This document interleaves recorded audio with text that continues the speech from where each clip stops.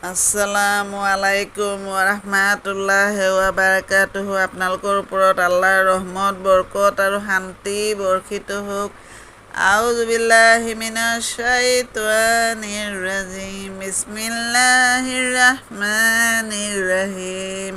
খেদা খোৱা শয়তানৰ ফুচলনিৰ পৰা আল্লাহ তুমি আমাক ৰক্ষা কৰা। পৰম কৰোণাময়, পৰম দয়ালু আল্লাহ তালাৰ নামত আৰম্ভ কৰোঁ। আজি সূৰা আজ-জুখৰুফ, অৰ্থ সোণৰ অলংকাৰ। সূৰাটোৰ ৭৩, ৭৪ আৰু ৭৫ নম্বৰ আয়াত পঢ়ি শুনাব খুজিছোঁ।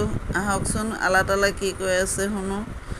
ইয়াত তোমালোকৰ বাবে প্ৰচুৰ ফল মূল আছে, তাৰ পৰা তোমালোকে খাবা। অপৰাধীবিলাকে নিশ্চয় চিৰকাল জাহান্নামৰ শাস্তি ভুগি থাকিব লাগিব। সিহঁতৰ শাস্তি অকণো লাঘৱ কৰা নহ'ব আৰু সিহঁত তাতেই নিৰাশাত থাকিব লাগিব। সমাপ্ত।